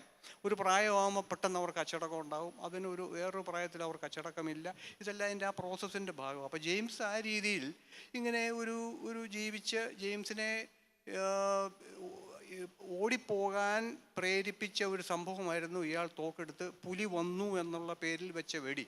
അവിടെയൊന്നും അയർലൻഡിൽ ജീവിതത്തിൽ ആ ലോകത്തിൽ ഒരു പുലിയില്ല, അയർലൻഡിലൊന്നും പുലിയുള്ള രാജ്യമേ അല്ല. പക്ഷേ ജെയിംസ് ഓടി. അപ്പോൾ ഇതാണ് ഇതിനകത്ത് സംഭവിച്ചത്. ആ കഥ എന്നെ സംബന്ധിച്ചോളം ഞാൻ ജെയിംസ് ജോയ്സിൻ്റെ ഒരു ആരാധകനും ശിഷ്യനും ഒക്കെ ആയതുകൊണ്ട് എനിക്ക് വളരെ താല്പര്യം ഉണ്ടായിരുന്നു ഈ സ്ഥലം ഒന്ന് പോയി കാണണം എന്ന് കരുതി. അതുകൊണ്ട് ഞാൻ പോയെന്നേ ഉള്ളൂ. സർ, നമ്മുടെ ഈ ഡയലക്റ്റ് ഇപ്പോൾ പ്രാദേശിക ഭാഷ ഇപ്പോൾ കേരളത്തിൽ തിരുവനന്തപുരത്ത് ഒരു ഡയലക്റ്റ് ഉണ്ട്, കാസർഗോഡ് വേറെയുണ്ട്, തൃശ്ശൂരിലുണ്ട്. അപ്പോൾ ഈ ഡയലക്റ്റുകൾ ഇപ്പോൾ പലരും കൃതികളിൽ ഏതെങ്കിലും ഒരു റീജിയണൽ ഡയലക്റ്റിൽ എഴുതുന്ന സ്വഭാവം ഉണ്ട്. അത് വളരെ പൊളിറ്റിക്കലി വളരെ അപ്രീഷ്യബിളാണ് എന്നും പറയുന്നുണ്ട്. മുൻപ് എം കൃഷ്ണൻ നായർ സാഹിത്യ പാരഫലത്തിൽ എഴുതിയിട്ടുണ്ടായിരുന്നു, ദുഷ്യന്തൻ, ശകുന്തള, കണ്ണു മഹർഷി ഇവരെക്കുറിച്ച് ഒരു കോട്ടയംകാരൻ പറയുകയാണെങ്കിൽ പുള്ളിക്കാരത്തിയെ കണ്ടുമുട്ടിയപ്പോൾ ഇത് ഞാൻ അവിടെ ഇല്ലായിരുന്നു എന്ന് പറഞ്ഞേക്കും എന്ന്. അപ്പോൾ അത് ഞാനിപ്പോൾ ഓർക്കാൻ കാരണം സാറിൻ്റെ ആത്മകഥാപരമായ ഗ്രന്ഥമായ ഒരുളിക്കുന്നിൻ്റെ ലുത്തിനിയയിൽ ദശരഥ മഹാരാജാവ് ഞങ്ങളുടെ നാട്ടുകാരനായിരുന്നെങ്കിൽ രാമൻ യുദ്ധം ജയിച്ച് മടങ്ങി വന്ന വിവരം പറയുമ്പോൾ തിരക്കേടില്ല, നീ കാപ്പി കുടിച്ചതല്ലെങ്കിൽ ചെന്ന് കാപ്പി കുടി എന്ന് പറഞ്ഞേനെ എന്ന് സാർ എഴുതിയിട്ടുണ്ട്. അപ്പോൾ ഈ റീജിയണൽ ഡയലക്റ്റും സാഹിത്യവും തമ്മിലുള്ള ഒരു കണക്ഷൻ ഇത് അജിത്ത്, ഇതൊരു ഡയലക്റ്റിൻ്റെ ഇഷ്യൂ അല്ല, ഇതൊരു മനഃശാസ്ത്രത്തിൻ്റെയും മനോഭാവത്തിൻ്റെയും ഇഷ്യൂ ആണ്. ഇപ്പം ഞാൻ ജനിച്ചു വളർന്ന ഉരുളികുന്തം പോലെയൊക്കെയുള്ള മീൻസിൽ താലൂക്ക് കർഷകരുടെ നാടുകളാണ്. അവിടെ ഒന്നും ഒരു ഭൂമി ഇടിഞ്ഞു വീണാലോ അല്ലെങ്കിൽ ആകാശം ഇടിഞ്ഞു വീണാലോ അതൊരു വലിയൊരു സംഭവമായിട്ട് കണക്കാക്കാൻ ആരും തയ്യാറല്ല. ഇപ്പം എന്നോടൊക്കെ പഠിക്കുമ്പോൾ എല്ലാം കൂടെ പറഞ്ഞിട്ട് നീ തോറ്റു പോകരാതെ നോക്കണമെന്ന് മാത്രമേ എനിക്ക് കിട്ടിയിട്ടുള്ള ഗൈഡൻസ് ഉള്ളൂ. തോക്കരുത്, തോറ്റ ഒരു വർഷം നഷ്ടപ്പെടും, അല്ലാതെ മാർക്ക്. അപ്പം ഈ തരത്തിലുള്ള ഇതൊക്കെ ഇങ്ങനെ ലോകത്തിൽ നടക്കുന്ന കാര്യമാണ്. ഇതിനെപ്പറ്റിയൊന്നും നമ്മൾ കണ്ടമാനം അങ്ങോട്ട് ശബ്ദം വെക്കുകയോ അലറുകയോ കൂവോ ഒന്നും ചെയ്യേണ്ട കാര്യമില്ല. ഒന്നിനും ആ തരത്തിൽ അമിത പ്രാധാന്യം കൽപ്പിക്കാതെ കർഷകരുടെ ഒരു ന്യൂട്രാലിറ്റി ഉണ്ട് ജീവിതത്തോടുള്ള. അത് കർഷകർക്ക് മാത്രമേ, കാരണം എല്ലാം അപ്രതീക്ഷിതമായിട്ടാണ്. മഴ വന്നാൽ വന്നു, വെയിൽ വന്നാൽ വന്നു. അപ്പം ആ തരത്തിലുള്ള എല്ലാത്തിനോടുമുള്ള ഒരു അക്സെപ്റ്റൻസിൻ്റെ ഒരു മനോഭാവമാണ് ഉണ്ടായിരുന്നത്. അപ്പോൾ ഒന്നിനെയും പെരുപ്പിച്ച് കാണിക്കാൻ കർഷകർ ഞങ്ങളുടെ ആ ഏരിയയിൽ അവർ തയ്യാറല്ല. അപ്പം ദശരഥൻ ആയിരുന്നു അവിടുത്തെ ഒരു കർഷകനെങ്കിൽ രാമൻ യുദ്ധം ജയിച്ചു വന്നാൽ ദശരഥൻ പറയാനിടയുള്ളത് നീ പോയി കാപ്പ് കുടിക്കുന്നു മാത്രമേ പറയാനിടയുള്ളൂ. അതിനപ്പുറത്തോട്ട് അയ്യോ നീ യുദ്ധം ജയിച്ചല്ലോ, നീ ഒരു മഹാനല്ലേ, ഇത്രയും വലിയ കാര്യം ചെയ്തല്ലോ, ഇത്തരം പ്രശംസ എനിക്കൊന്നും ഒരിക്കലും പ്രശംസ കിട്ടിയിട്ടില്ല ഒരു കാര്യത്തിനും. അങ്ങനത്തെ പ്രശംസ ഞാൻ ഇന്നും പ്രതീക്ഷിച്ചിട്ടില്ല. അത് കിട്ടാത്തത് കൊണ്ട് നമുക്ക് പ്രശംസ പ്രതീക്ഷിക്കാതെ ജീവിക്കാൻ പറ്റുന്നുണ്ട്. അതൊരു വലിയ ട്രെയിനിങ് ഞങ്ങൾക്ക് കിട്ടിയത്. അപ്പം ഞാൻ ആ പ്രശംസ എന്നുള്ള വാക്കാണ് ഇപ്പം ഞാൻ ആദ്യം മിസ് ചെയ്ത് പോയത്. അതില്ല അവിടെ. പറയും കുഴപ്പമില്ലടാ, നീ ഓക്കെയാണ്, നിനക്ക് നീ തരക്കേടില്ല എന്നുള്ളതാണ് ഞങ്ങൾക്ക് കിട്ടിയിട്ടുള്ള ഏറ്റവും വലിയ പ്രശംസ. ഓക്കെയാണ്, നീ നിനക്ക് വലിയ പ്രശ്നമൊന്നും ഉള്ളവനൊന്നും അല്ല എന്നുള്ള ഒരു സംഭവം. രാമന് ഫേസ്ബുക്ക് ഉണ്ടായിരുന്നെങ്കിൽ ധാരാളം സൂപ്പർ കമൻ്റ് ഒക്കെ. അതെ, രാമന് ഫേസ്ബുക്ക് ഉണ്ടായിരുന്നെങ്കിൽ ഒത്തിരി കുറേ ഫോട്ടോസ്, യുദ്ധത്തിൻ്റെ ഫോട്ടോസ് അടക്കം ഒത്തിരി കാര്യങ്ങൾ. ഇപ്പോൾ രാവണന് ഫേസ്ബുക്ക് ഉണ്ടായിരുന്നെങ്കിലോ ഈ 10 തല വെച്ചോണ്ട് എന്ത് ചെയ്യുമായിരുന്നു എന്നുള്ളതാണ് പാവം. സാറിൻ്റെ പണിമുടക്ക് എന്നൊരു കഥയുണ്ട്. അപ്പം അതിൽ നായകൻ്റെ ഏറ്റവും വലിയ ആഗ്രഹം 50 വർഷം തുടർച്ചയായി പണിമുടക്ക് ഉണ്ടായിരുന്നെങ്കിൽ ഈ ലോകം എത്ര സുന്ദരമായിരുന്നു എന്നുള്ളതാണ്. അങ്ങനെ ആഗ്രഹിച്ച് നടക്കുകയും അതിനുവേണ്ടി ഒത്താശകൾ ചെയ്യുകയും ചെയ്യുന്ന. അപ്പോൾ ഞാനിത് വായിച്ചപ്പോൾ എൻ്റെ അയൽവാസിയായ ഒരു പല്ലോഞ്ചന കടക്കാരനുണ്ട്. അയാൾ സർക്കാർ ജോലിക്കാരനല്ല, അയാൾക്ക് പണിക്ക് പോയില്ലെങ്കിൽ ശമ്പളമൊന്നും കിട്ടില്ല. എങ്കിലും ഏതെങ്കിലും പാർട്ടി എവിടെയെങ്കിലും ഹർത്താൽ എന്ന് പറയുകയാണെങ്കിൽ പുള്ളി വളരെ ഉത്സാഹഭരിതനായി തലേദിവസം ബിവറേജിലൊക്കെ പോയി, പണ്ടാണെങ്കിൽ CD ഒക്കെ എടുക്കും, ഇപ്പം അതില്ല. പിന്നെ അദ്ദേഹം വളരെ ആനന്ദിക്കുമായിരുന്നു. അപ്പോൾ ഞാൻ ചോദിച്ചു, നിങ്ങളുടെ സ്വന്തം കടയാണെങ്കിൽ നിങ്ങൾക്ക് സ്വന്തമേധയാ എപ്പോൾ വേണമെങ്കിലും എങ്കിലും അത് ഹർത്താലിൽ അടയ്ക്കുന്ന പോലൊരു അനുഭൂതി ശേഷം കിട്ടുന്നില്ല എന്നാണ് പുള്ളി പറഞ്ഞിട്ടുള്ളത്. അപ്പോൾ ഈ കഥയിലേക്ക് ഞാൻ കടക്കുന്നില്ല, അത് എല്ലാവരും വായിച്ചിട്ടുണ്ടാവും. അപ്പോൾ ആ പണിമുടക്കുന്ന കഥ അത് ഒരു ഗംഭീര സെറ്റയറാണ്. അതിലേക്ക് സാറിനെ നയിച്ച വികാരം എന്തായി? ഇല്ല, പണിമുടക്ക് കേരളത്തിലെ ഒരു വേ ഓഫ് ലൈഫാണല്ലോ. പണിമുടക്കുക എന്ന് പറയുന്നതാണ് നമ്മൾ വാസ്തവത്തിൽ പണി ചെയ്യുക എന്നുള്ളതിനേക്കാളും കൂടി പ്രധാനമായിട്ട് കേരളത്തിലെ ഈ ജോലി സംസ്കാരത്തിൻ്റെ അകത്ത് പണിമുടക്കാണ് ഒന്നാമത് വരുന്നത്. പണി ചെയ്യുക എന്ന് പറയുന്നത് രണ്ടാമതായിട്ടാണ് വരുന്നത്. പണിമുടക്കിലുള്ള ഓപ്പർച്യൂണിറ്റി സംഘടനകൾ ഇവിടെ ഇരിക്കുന്ന ഉദ്യോഗസ്ഥന്മാർ ഉദ്യോഗസ്ഥന്മാർക്ക് നന്നായിട്ട് അറിയാവുന്ന കാര്യങ്ങൾ. എങ്ങനെയാണ് പണിമുടക്കുകൾ ജനിക്കുന്നത്, എങ്ങനെയാണ് നടത്തുന്നത്, ആരാണ് അതിൽ നിന്ന് അതിൻ്റെ ഗുണഭോക്താക്കൾ, ഇതൊക്കെ എല്ലാവർക്കും അറിയാവുന്ന കാര്യമാണ്. അപ്പോൾ ഒരിക്കൽ പണിമുടക്കുകൾ തുടർച്ചയായി വളരെ ഇലക്ട്രിസിറ്റി ബോർഡിൻ്റെ പണിമുടക്കും മറ്റും നിങ്ങൾക്കൊക്കെ ഓർമ്മയുണ്ടോ എന്ന് എനിക്ക് അറിഞ്ഞുകൂടാ. വലിയ കേരളത്തെ സമൂഹത്തെ തന്നെ പിടിച്ചു കുലുക്കുന്ന പണിമുടക്കുകൾ ഒരിക്കലും ഉണ്ടാകുമായിരുന്നു. അക്കാലത്തെ കൂടെ സ്പർശിച്ചുകൊണ്ടൊക്കെ ഇന്ന് അത്രമാത്രം പണിമുടക്കുകൾ ഇന്നിപ്പോൾ ഉണ്ടാകുന്നില്ല എന്നുള്ളതാണ് സത്യം. പക്ഷേ ഇതൊരു പ്രൊഫഷൻ പോലെ കേരളത്തിലെ ഉദ്യോഗസ്ഥ സംഘടനകൾ നടത്തിക്കൊണ്ടിരുന്ന ഒരു കാലം ഉണ്ടായിരുന്നു. അപ്പോൾ ആ കാലത്തിൽ ഒരാൾ പണിമുടക്കിന് വേണ്ടി തന്നെ ജീവിക്കുന്ന, അതിനെ സ്വപ്നം കണ്ട് അതിനുവേണ്ടി പ്രയത്നിക്കുന്ന അദ്ദേഹം കാണുന്ന ഒരു 50 കൊല്ലം നീണ്ട ഒരു പണിമുടക്ക് കേരളത്തിൽ ഉണ്ടാകണം, നിർത്താത്ത പണിമുടക്ക് എന്നുവരെ ആഗ്രഹിക്കുന്ന ഒരു മനുഷ്യൻ്റെ ഒരു കഥയാണ്. അവസാനം അയാളുടെ ശരീരം പണിമുടക്കുന്നു, ശരീരത്തിലെ എല്ലാ അവയവങ്ങളും പണിമുടക്കുന്നു. അയാളുടെ ബോഡി എടുത്തുകൊണ്ട് ഇത് പോകുമ്പോൾ ഇലക്ട്രിക് ക്രിമറ്റോറിയത്തിലെ അത് പണിമുടക്കുന്നു. ഇങ്ങനെ എല്ലാം പണിമുടക്കി അയാളുടെ ബോഡി എങ്ങോട്ടോ എടുത്തുകൊണ്ട് ആളുകൾ പോകേണ്ടി വരിക ചെയ്യുന്നത്. അപ്പം അങ്ങനത്തെ ഒരു സമ്പൂർണ്ണ പണിമുടക്കിൽ കേരളം നിൽക്കുന്ന ഒരു കഥയാണത്. അത് വായിച്ചിട്ടുള്ളവർക്ക് മാത്രമേ അറിയത്തുള്ളൂ, അത് കാര്യമില്ല. ഇനി സാർ നേരത്തെ ഭാഷയെക്കുറിച്ച് പറഞ്ഞപ്പോൾ നമ്മളിപ്പോൾ ഫേസ്ബുക്കിൻ്റെ സോഷ്യൽ മീഡിയയുടെ കാലമാണ്. അപ്പോൾ ഒരു കവിത വായിച്ചിട്ട് എൻ്റെ ഉള്ളം പൊള്ളിപ്പോയി, എൻ്റെ ഹൃദയം നിന്നുറങ്ങി തുടങ്ങിയ കമൻറ്റുകളൊക്കെ ധാരാളം ഞാൻ കാണാറുണ്ട്. അപ്പോൾ സാറിൻ്റെ ഒരു കഥയിൽ ഇങ്ങനെ എഴുതിയിട്ടുണ്ട്. തേൻ എന്ന സമാഹാരത്തിലെ കഥയിലാണ്, ഏത് വഷളനാണ് നിന്നെ മലയാളം പഠിപ്പിച്ചത്? ഹൃദയ ദ്രവീകരണ ശക്തി എന്ന വാക്ക് ഇനി കേട്ടാൽ ഞാൻ വയലൻ്റാകും. അപ്പം അതിനെക്കുറിച്ച് അത് നിങ്ങൾ വായിച്ചിട്ടുണ്ടോയെന്ന് അറിഞ്ഞുകൂടാ. ഈ കഥകൾ തിരിച്ചു കൊണ്ടിരുന്നതിൻ്റെ ഒരു പ്രോബ്ലം ഉണ്ട്. Sorry about this. വായിച്ചിട്ടില്ലാത്തവർക്ക് ഒരുപക്ഷെ അത് ഒരു കരടി ഒരു പെണ്ണിനെ പ്രേമിക്കുന്നതിൻ്റെ കഥയാണ് ഈ തേൻ എന്ന് പറയുന്നത്. ഇങ്ങനെ തേൻ വെച്ച് ഒരു പെണ്ണ് വരുമ്പോൾ കരടിക്ക് ഒരു മനുഷ്യസ്ത്രീയെ പ്രണയിക്കണമെന്ന് ആഗ്രഹം വന്ന് കരടി പെൺകുട്ടിയുടെ കയ്യിൽ കയറി പിടിച്ച് പെൺകുട്ടി തേൻ എടുത്ത് തിന്നുകൊണ്ടിരിക്കുമ്പോൾ കരടി ചെന്ന് കൈ പിടിച്ച് പറയും, ഞാൻ ഭൗതിയെ പ്രേമിക്കുന്നു എന്ന് പറയും. അപ്പോൾ പെൺകുട്ടി ചോദിക്കും, അങ്ങനെ പ്രേമിക്കാൻ മാത്രം ഇവിടെ എന്തുണ്ടായി എന്ന് പെൺകുട്ടി ചോദിക്കുന്നു. അപ്പം ഭൗതിയുടെ, എൻ്റെ ഓർമ്മ ശരിയാണെങ്കിൽ, ഹൃദയ ദ്രവീകരണ ശക്തിയുള്ള പാട്ട് കേട്ടിട്ടാണ് ഞാൻ പ്രേമിച്ചത് എന്ന് കരടി പറയുന്നു.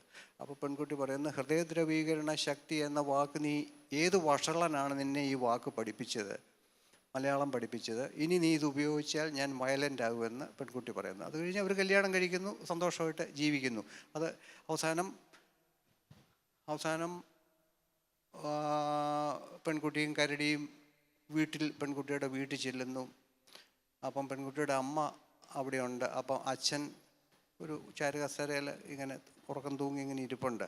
അപ്പോൾ അമ്മ പെൺകുട്ടിയോട് പറയുന്നു, ഇനി എവിടെയെങ്കിലും നീ തേൻ കാണുകയാണെങ്കിൽ എന്നോട് പറയണം എന്ന് അമ്മ പറയുന്നു. അവിടെയാണ് ഈ കഥ അവസാനിക്കുന്നത്. ഇതാണ് അതിൻ്റെ ഒരു ഇത്. അപ്പം അതിനകത്ത് ഈ ഹൃദയദ്രവീകരണ ശക്തി എന്നൊക്കെയുള്ള വാക്കൊക്കെ ഇപ്പം ആരും ഉപയോഗിക്കാറില്ല. പുതിയ പിള്ളേരൊന്നും ഇവരാരും ഉപയോഗിക്കില്ല കേട്ടോ. അത് ഇപ്പം ഞങ്ങളൊക്കെ ഉപയോഗിച്ച് വന്ന വാക്കുകളാണ് അത്. ഇനിയിപ്പം അതിൻ്റെയൊക്കെ കാലം കഴിഞ്ഞു. ഒരു പുതിയ മലയാളം വന്നു കഴിഞ്ഞു. അത് ഈ നമ്മളുടെ റൊമാൻറ്റിസിസത്തിൽ നിന്നൊക്കെ ചങ്ങമ്പുഴയിൽ നിന്ന് ഒ വി വിജയനിലേക്ക് വന്നു. ഒ വി വിജയനിൽ നിന്ന് ബിനോയ് തോമസിലേക്കും പിന്നെ എസ് ഹരീഷിലേക്കും ആർ ഉണ്ണിയിലേക്കും എല്ലാം വന്നു. അപ്പം അങ്ങനെ ഈ കാര്യങ്ങൾ മാറിപ്പോയി. മലയാളം പൂർണ്ണമായിട്ട് എഴുത്തിൻ്റെ ഭാഷയുടെ രൂപം, നോവലിൻ്റെ രൂപം, കഥയുടെ രൂപം, സമീപനത്തിൻ്റെ രൂപം, രാഷ്ട്രീയം എല്ലാം മാറി. അതൊരു കഴിഞ്ഞ ഒരു 25 കൊല്ലം കൊണ്ട് മലയാളത്തിൽ സംഭവിച്ച ഏറ്റവും വലിയൊരു ഒരു ഒരു ഒരു ഒരു വികസനമാണത്. ഒരു പുതിയ എഴുത്ത് ഇവിടെ സംഭവിച്ചു എന്നുള്ളതാണ്. കാൽപ്പനികമല്ലാത്തൊരെഴുത്ത്. അതുവരെ നമ്മൾ കാൽപ്പനികതയിൽ കൂടിയും കിടക്കുകയായിരുന്നു. അപ്പം ഞാൻ അതെല്ലാം വേറെ കാര്യം. ഞാൻ പറഞ്ഞു വന്നത് അതിന്മേൽ കൂടെയുള്ളൊരു കമൻ്റായിട്ടാണ് ഞാൻ ഈ ഹൃദയദ്രവീകരണ ശക്തി എന്നുള്ള വളരെ ഈ നല്ല വാക്കാണ് അത്. വാസ്തവത്തിൽ അത്ര മോശപ്പെട്ട വാക്കൊന്നുമല്ല അത് ഞാൻ ഉപയോഗിച്ചത്. Thank you sir. നമ്മളിപ്പോൾ സാഹിത്യത്തിലും രാഷ്ട്രീയത്തിലും സമൂഹ ജീവിതത്തിലും എല്ലാം ഇപ്പോൾ ഒരു പോസ്റ്റ് ട്രൂത്തിൻ്റെ അല്ലെങ്കിൽ വാസ്തവ അനന്തര കാലത്താണ് നമ്മൾ ജീവിക്കുന്നതെന്നും അങ്ങനെ ഒന്നില്ലെന്നും അങ്ങനെ ഉണ്ടെന്നും അത് മാത്രമേ ഉള്ളൂ എന്നൊക്കെ ഒരു ഡിബേറ്റുകൾ ഇപ്പോൾ നടക്കുന്നുണ്ട്. അപ്പോൾ ഈ പോസ്റ്റ് ട്രൂത്ത് ലിറ്ററേച്ചറിൻ്റെ എഴുതുന്ന ആളിൻ്റെ ഒരു ക്യാരക്ടറിസ്റ്റിക് പ്രോപ്പർട്ടി അൺറിലയബിൾ നെറേറ്റർ ആണ് എന്നത് ഞാൻ എവിടെയോ വായിച്ചിട്ടുണ്ട്. അപ്പോൾ സാറിൻ്റെ പുതിയ നോവലായിട്ടുള്ള true story of a writer, philosopher and shape shifter എന്നുള്ളതിൽ ഒരു അൺറിലയബിൾ നെറേറ്ററെ കാണാൻ പറ്റും എന്ന് എൻ്റെ നിരീക്ഷണം ശരിയാണോ?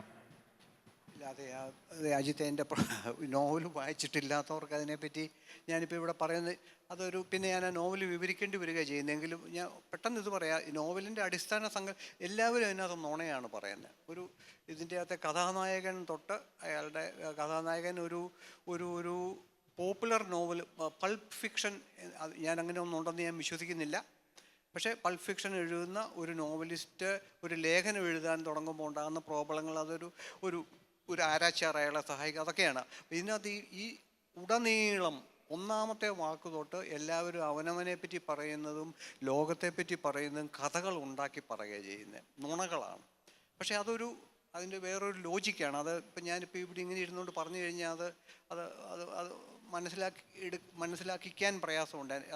കാരണം അത് ടെക്സ്റ്റിൻ്റെ സഹായമില്ലാതെ. അപ്പം ആ രീതിയിലാണ്. പക്ഷെ നുണ എന്ന് പറയുന്നത് നമ്മുടെ എല്ലാം ജീവിതത്തിൽ ഇന്ന് നമ്മൾ എന്നും ന്യൂഡൽഹിയിൽ നിന്ന് തൊട്ട് തിരുവനന്തപുരത്ത് നിന്ന് തൊട്ട് മുഴങ്ങിക്കേട്ടുകൊണ്ടിരിക്കുന്ന ഒരു സംഭവമാണ്. ഈ നുണകളുടെ വാസ്തവത്തിൽ പോസ്റ്റ് ട്രൂത്തിലല്ല നമ്മൾ ജീവിക്കുന്നത്. പോസ്റ്റ് ട്രൂത്താണ് നുണകൾക്കും അപ്പുറത്തോട്ടുള്ള വേറൊരു പോസ്റ്റ് നുണയിലേക്ക് നമ്മൾ ഇന്നിപ്പോൾ എത്തിക്കഴിഞ്ഞിട്ടുണ്ട്. പരിപൂർണമായ ഒരു തരത്തിലും കലർപ്പില്ലാത്ത നുണ, അല്ലെങ്കിൽ അതിനപ്പുറത്തോട്ടുള്ള ആ നുണയ്ക്ക് അപ്പുറത്തോട്ട് ഇനി ഒന്നില്ല എന്നുള്ള രീതിയിലുള്ള നുണകൾ എന്നും ആവർത്തിക്കപ്പെട്ട് നമ്മളെപ്പോലെ തരക്കേടില്ലാത്ത ബുദ്ധിശക്തിയുള്ള ആളുകൾ പോലും സത്യമാണെന്ന് വിശ്വസിക്കുന്ന ഒരു ലോകത്തിലാണ്, ഇന്ത്യയിലാണ് നമ്മൾ ജീവിക്കുന്നത്. അത് സംഭവിച്ചു കഴിഞ്ഞു. ഞാൻ ആദ്യം പറഞ്ഞ പോലെയാണ്. ഇനി ഇതിൽ നിന്നൊന്നും നമുക്ക് മോചനം ഉണ്ടെന്ന് എനിക്ക് തോന്നുന്നില്ല. അപ്പം നുണകൾ മാനുഫാക്ചർ ചെയ്യാനായിട്ട് ആളുകളുണ്ട്. ബ്രെയിൻ ട്രസ്റ്റുകളെ വെച്ചിട്ടാണ് ഇത് ഓപ്പറേറ്റ് ചെയ്യുന്നത്, ഈ നുണകൾ മാനുഫാക്ചർ ചെയ്യാൻ ഓരോ ഫീൽഡിലും. അപ്പം അങ്ങനെ ഒരു ലോകത്തേക്ക് നമ്മൾ വന്നു കഴിഞ്ഞു.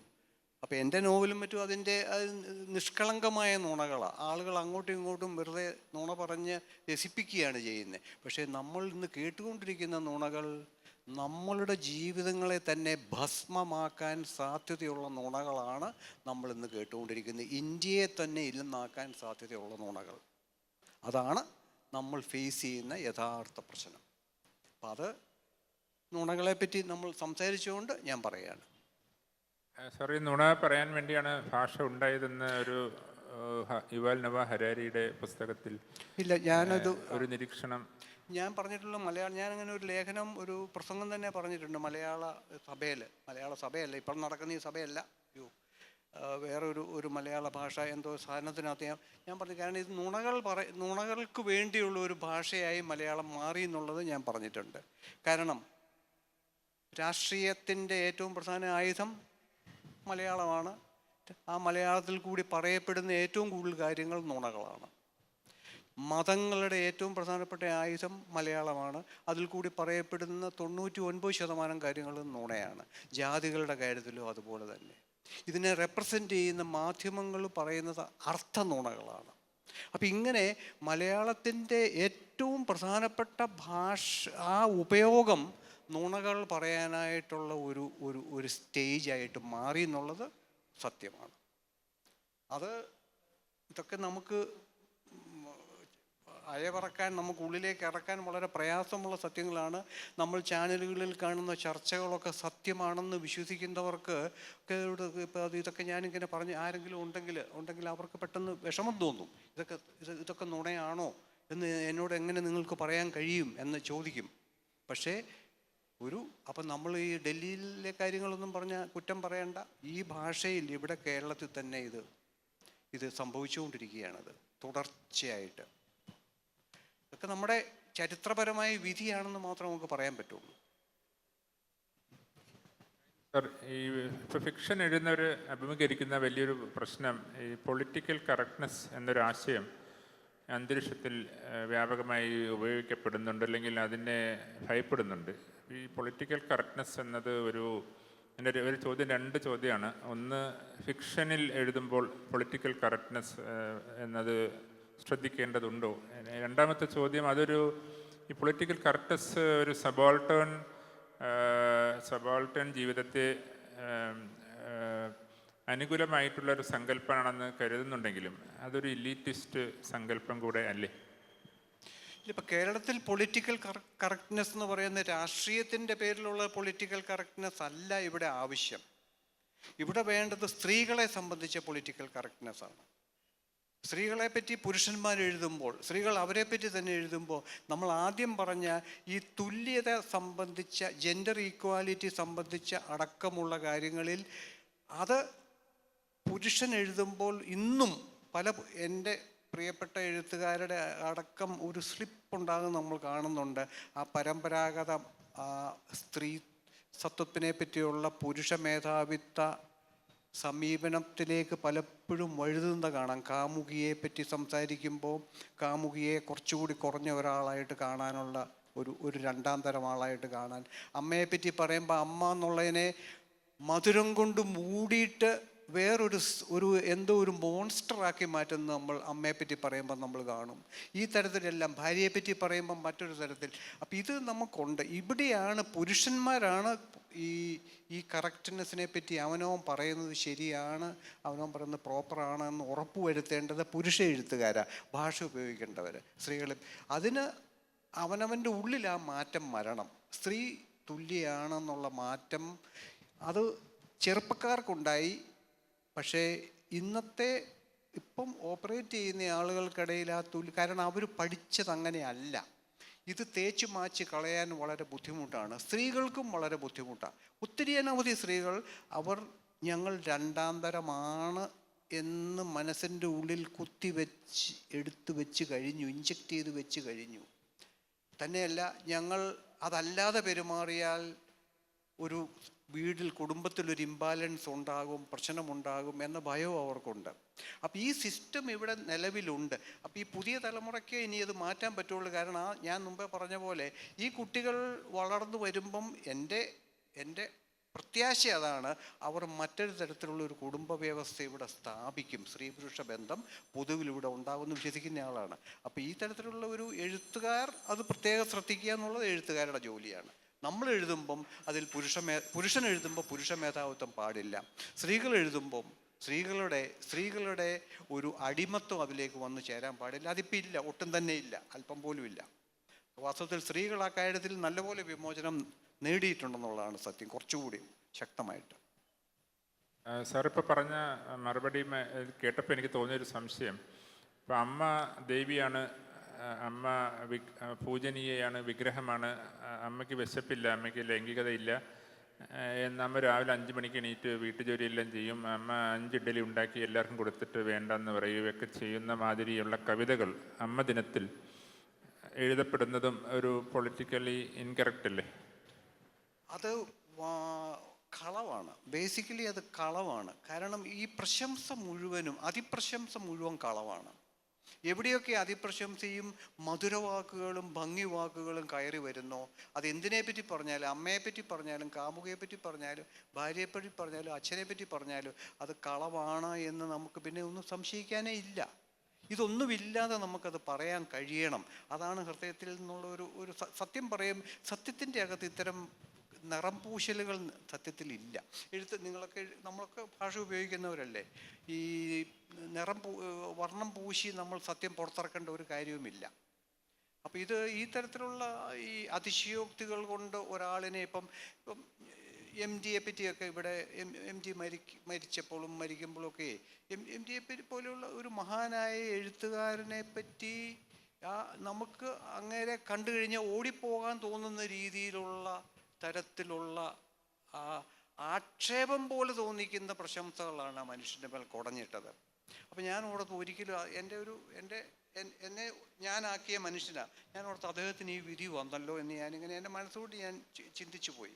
ഇതെല്ലാം മീഡിയ സൃഷ്ടിക്കുന്ന ഒരു വഴിക്ക് മീഡിയ, മറുവശത്ത് ആരാധന കൊണ്ട് തങ്ങൾ കൂടി ഒരു സാധനം, എൻ്റെ ആരാധന പ്രകടിപ്പിക്കുന്നതിലൂടെ ഞാനും കൂടി ഒരു പ്രകടന പുറത്തേക്ക് പ്രത്യക്ഷപ്പെടും എന്നുള്ള അതുകൊണ്ട് ചെയ്യുന്നവരുമുണ്ട്. അപ്പോൾ ആ രീതിയിൽ മലയാളികളുടെ ഒരു വലിയ പ്രോബ്ലമായത് ഒരു ചെറിയ മണ്ണുണ്ണികളെ മഹാവിഗ്രഹങ്ങളാക്കി പൂജിക്കുന്നത്, പ്രത്യേകിച്ച് രാഷ്ട്രീയ നേതാക്കളെ. നമ്മുടെ വലിയ ഈ വിഗ്രഹ നിർമ്മാണവും പൂജയും നമ്മുടെ ഒരു വലിയ പ്രോബ്ലമാണ്. അതിൻ്റെ ഉള്ളിലാണ് നാഗസൈരേന്ദ്ര ദേവിയെ പോലെയൊക്കെയുള്ള ആളുകൾ വളരെ യാതൊരു തൽക്കാലം ഒരു വിഗ്രഹമൊന്നും ഇല്ലാതെ ഇങ്ങനെ അതിലൂടെ ചിരിച്ച് കളിച്ച് അതിലൂടെ നടക്കുന്നത്, എന്തും പറഞ്ഞ് എന്തും പ്രവർത്തിച്ച് നടക്കുന്നത്. അപ്പോൾ അതൊക്കെ ഒരു സമൂഹത്തിലെ വ്യത്യാസമായിട്ടാണ് ഞാനിതിനെ കാണുന്നത്. ഒരു പക്ഷേ ഇതൊരു വിപ്ലവത്തിലേക്കൊന്നും നയിക്കില്ല. നമ്മളിതുപോലെ ജോലി തേടി എവിടെയെങ്കിലുമൊക്കെ പോയി ഒക്കെ ജീവിച്ചൊക്കെ വരും, അത്രയൊക്കെ ഉള്ളൂ. നമ്മുടെ പിള്ളേരൊക്കെ തന്നെ പോവും, എല്ലാവരും സ്ഥലം വിടും. അപ്പോൾ ഇതൊക്കെ ആയിരിക്കും ഇനി വരാൻ പോകുന്നത്. പക്ഷേ എങ്കിലും ഒരു വ്യത്യാസം വന്നു എന്നാണ് എൻ്റെ. സർ, ഈയിടയ്ക്ക് ഞാനൊരു പ്രഭാഷണം കേട്ടപ്പോൾ ഒരു നോവലിസ്റ്റ് പറഞ്ഞത്, സ്ഥൂല രാഷ്ട്രീയം മാത്രമാണ് ഒരു കൃതിയിൽ ആവശ്യമുള്ളൂ, അതിന് ലാവണ്യ അനുഭൂതി വേണ്ട, അതിന് സാഹിത്യ ഭംഗി വേണ്ട എന്ന് അഭിപ്രായപ്പെടുകയുണ്ടായി. എന്നാൽ തൻ്റെ രചനയിൽ വളരെ സൂക്ഷ്മ രാഷ്ട്രീയം യഥേഷ്ടം ഉപയോഗിച്ചിട്ടുള്ള ആളെന്ന നിലയ്ക്ക്, അതേസമയം തന്നെ സാഹിത്യത്തിൻ്റെ സൗന്ദര്യ ബോധം, അതിൻ്റെ എസ്തറ്റിക്സ് ഒരിക്കലും കൈവിടാതെ തന്നെ സൂക്ഷ്മ രാഷ്ട്രീയം എഴുതുന്ന ആളെന്ന നിലയ്ക്ക് സാറ് എഴുതിയ ഒരു വാക്യം, ഇന്ന് ഞാൻ എഴുതാനിരിക്കുമ്പോൾ ഭാഷയുമായുള്ള അഭിമുഖീകരണമാണ് എൻ്റെ ഒന്നാമത്തെ അജണ്ട. അതെനിക്ക് തോന്നുന്നു ഇവിടെ ഒരു പക്ഷേ ഇവിടെ മുമ്പിലിരിക്കുന്ന പലരും ഒരു ആസ്പയറിങ് റൈറ്റേഴ്സ് അല്ലെങ്കിൽ കൂടെ ആയിരിക്കും. അപ്പോൾ അവർക്ക് സാറിന് നൽകാനുള്ള ഒരു ഉപദേശം എന്ന നിലയ്ക്ക്. അജിത്ത്, ഒരു എഴുത്തുകാരൻ്റെ പ്രോബ്ലം അത്. കാരണം നമ്മൾ എഴുതുക എന്ന് പറയുന്ന പ്രോസസ്സ് അടിസ്ഥാനപരമായിട്ട് ഭാഷയുമായിട്ടുള്ള എൻഗേജ്മെൻറ്റാണ്. അപ്പോൾ എൻ്റെ അഭിപ്രായത്തിൽ, ഇത് എൻ്റെ മാത്രം അഭിപ്രായമാണ്, നമ്മൾ എഴുതുകയാണെങ്കിൽ ഭാഷയെ നവീകരിച്ചിരിക്കണം. നമ്മൾ എഴുതിയതുപോലെ വീണ്ടും എഴുതാൻ പാടില്ല. ഒരിക്കൽ എഴുതിയതുപോലെ ഒരു കഥ പോലെ മറ്റൊരു കഥ എഴുതാൻ പാടില്ല. ഒരു നോവൽ പോലെ മറ്റൊരു നോവൽ എഴുതാൻ പാടില്ല. ഒരു ശൈലി പോലെ വേറൊരു ശൈലി കൊണ്ടുവരാൻ പാടില്ല. കാരണം ഈച്ച് ടൈം നമ്മൾ റീഡിസ്കവർ ചെയ്യുക, ഭാഷയെ നമ്മൾ വീണ്ടും കണ്ടുപിടിച്ചുകൊണ്ടിരിക്കുക. ഞാൻ ആദ്യം പറഞ്ഞ പോലെ ഈ പരമ്പരാഗത ജീർണതകളിൽ നിന്ന് ഭാഷയെ മോചിപ്പിക്കുക, പുതിയ വാക്കുകൾ കണ്ടെത്തുക, ഇതൊക്കെയാണ് എൻ്റെ അഭിപ്രായത്തിൽ നമ്മൾ ചെയ്യേണ്ട. അപ്പോൾ ആ രീതിയിൽ എഴുതാനിരിക്കുക എന്ന് പറയുന്നത് ഭാഷയെ നവീകരിക്കുക എന്നുള്ളതാണ്. എന്നെ സംബന്ധിച്ചിടത്തോളം ഞാൻ ഒരു വാചകം എഴുതിയുള്ളെങ്കിലും അത് ഞാൻ മുമ്പ് എഴുതിയതുപോലെ ആകരുത്. അതിനകത്ത് എന്തെങ്കിലും ഒരു ഭാഷയ്ക്കൊരു പുതിയൊരു സാധനം അതിൽ കൊണ്ടുവന്ന് കൊടുക്കണം. 2, അജിത്ത് ഇപ്പം പറഞ്ഞ ഒരു കാര്യം, രാഷ്ട്രീയാവബോധമില്ലാതെ ഒരു വാക്കുപോലും ഞാൻ എഴുതാറില്ല. എന്ന് വെച്ചുകൊണ്ട് ഞാൻ എഴുതുന്ന മുഴുവൻ രാഷ്ട്രീയമല്ല. വല്ലപ്പോഴുമാണ് രാഷ്ട്രീയം അതിലേക്ക് കടന്നു വരുന്നത്. പക്ഷേ ഇന്നത്തെ ഇന്ത്യയിൽ ജീവിച്ചിരിക്കുന്ന ഒരു എഴുത്തുകാരനും രാഷ്ട്രീയ ബോധമില്ലാതെ എഴുതാൻ ശ്രമിക്കുന്നുണ്ടെങ്കിൽ അവൻ്റെ വായനക്കാരെ വഞ്ചിക്കുകയാണ്, അവനെ തന്നെ വഞ്ചിക്കുകയാണ്. ആ രാഷ്ട്രീയ ബോധമാണ് ജനാധിപത്യ ബോധം. ആ രാഷ്ട്രീയ ബോധമാണ് മതേതരത്വ ബോധം. ആ രാഷ്ട്രീയ ബോധമാണ് സാധുജന പക്ഷം എന്ന ബോധം. അപ്പം ഇത്തരത്തിൽ ആ രാഷ്ട്രീയമാണ് വർഗീയതയുടെ ഭീകരത മനസ്സിലാക്കുന്ന രാഷ്ട്രീയമാണത്. എങ്ങനെയാണ് ഈ നമ്മൾ ജാതികളും മതങ്ങളും തമ്മിൽ ഒരുതരം വിഷമനസ്സോടെ സമീപിക്കുന്ന ഒരു ശൈലി ഇവിടെ ഉണ്ടായി വന്നിട്ടുണ്ട്. അതിൽ നിന്ന് നമ്മൾ പുറത്തു വരണം എന്നുള്ള ബോധം. ഇതില്ലാതെ നിഷ്കളങ്കത കാണിച്ചെഴുതുന്ന ഒരു എഴുത്തുകാരനെയും എനിക്ക് വിശ്വാസമില്ല. ആ നിഷ്കളങ്കതയ്ക്ക് ഒരു അർത്ഥവുമില്ല. അപ്പോൾ അതാണ് ഞാൻ പറഞ്ഞു വന്നത്. നമുക്ക് ക്വസ്റ്റ്യൻസിന് വിട്ടുകൊടുക്കാം. ഇനി നമ്മുടെ പ്രിയ സദസ്യർക്ക് സാറിനോട് ചോദ്യങ്ങൾ ചോദിക്കാനുണ്ടാവും. അതിലേക്ക് കിടക്കാം. ചോദ്യം ചോദിക്കാനുള്ളവർ ദയവായി എണീറ്റ് എന്നാൽ മൈക്ക് തരുന്നതായിരിക്കും.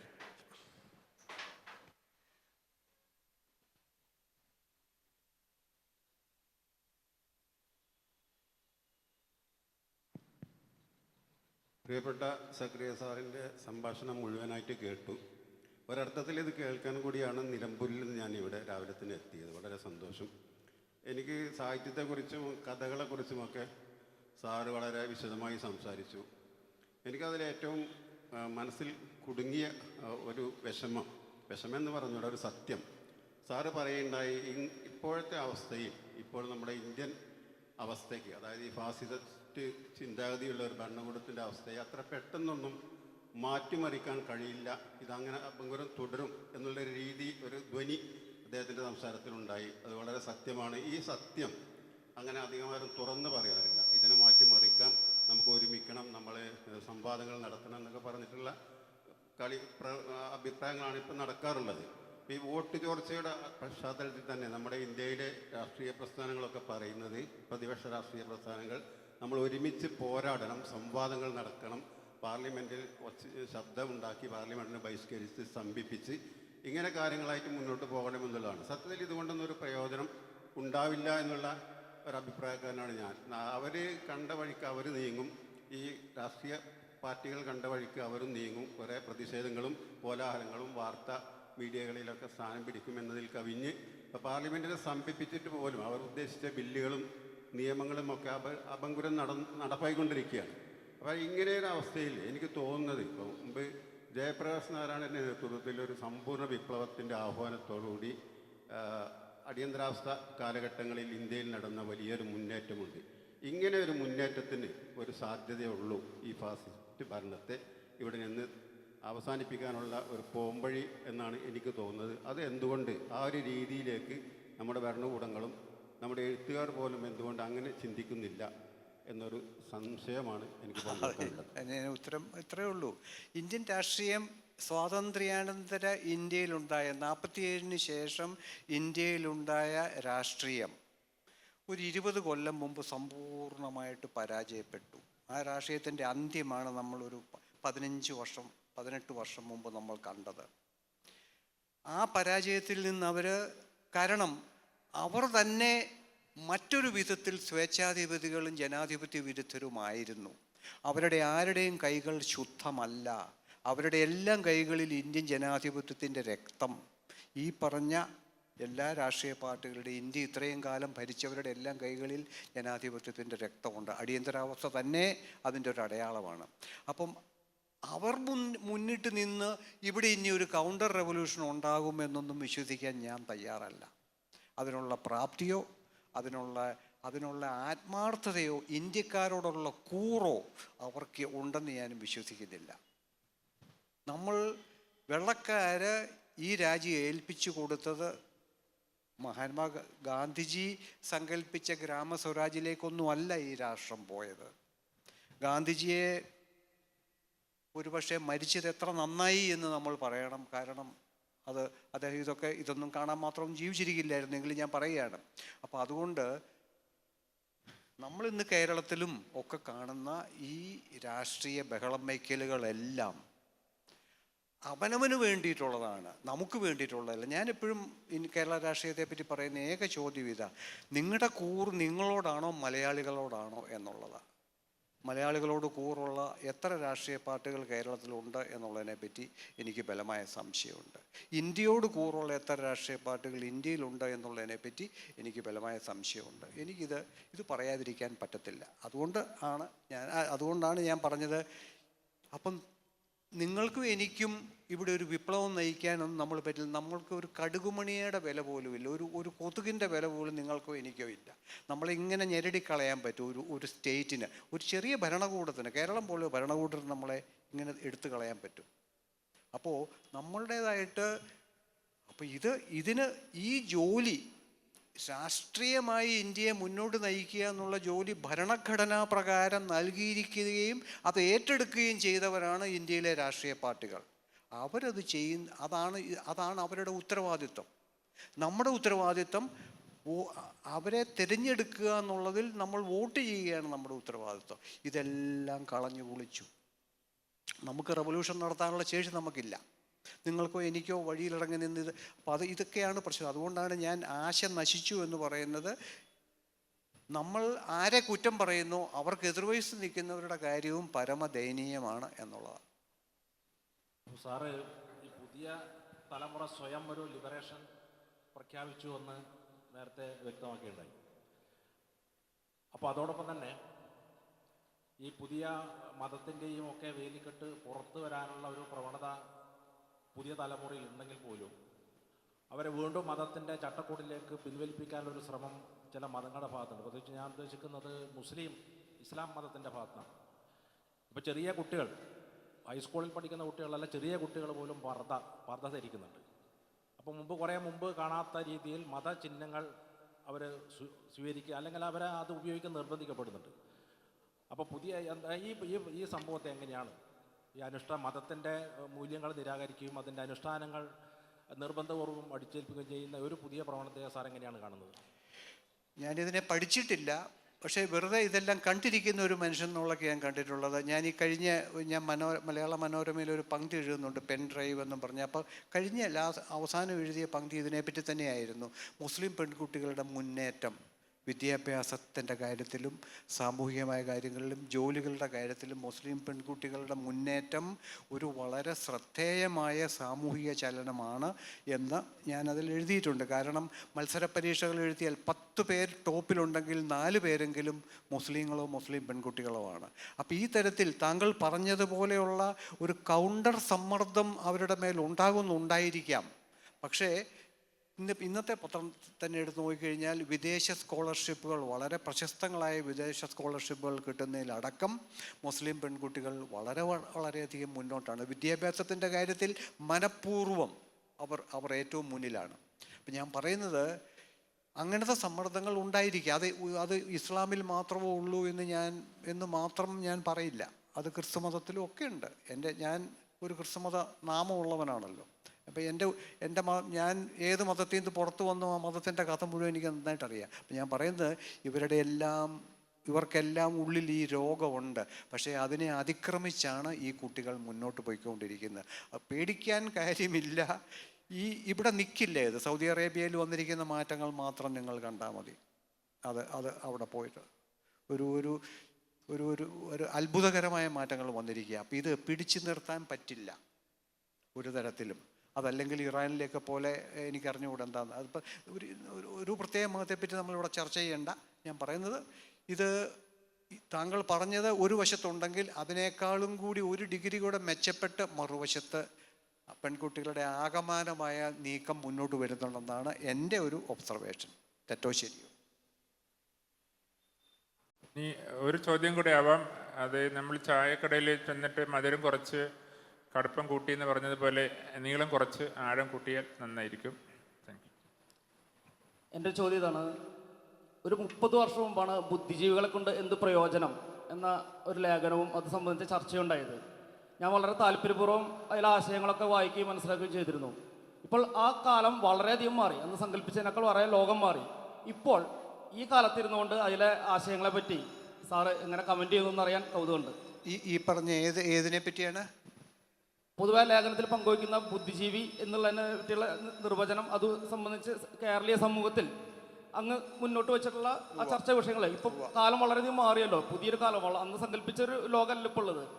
അപ്പോൾ അത്തരം ഈ കാലഘട്ടത്തിലെ അത്തരം ബുദ്ധിജീവി എന്നുള്ളത് ഇന്നത്തെ കാലഘട്ടത്തിൽ എങ്ങനെ, അല്ലെങ്കിൽ ആ മാറ്റങ്ങളെ കുറിച്ച് ഇപ്പോൾ ആ ആശയങ്ങളെ കുറിച്ച് എങ്ങനെ നോക്കി കാണുന്നു, അതിനെ കമന്റ് ചെയ്യുന്നു? അതെ, കൗതുകം.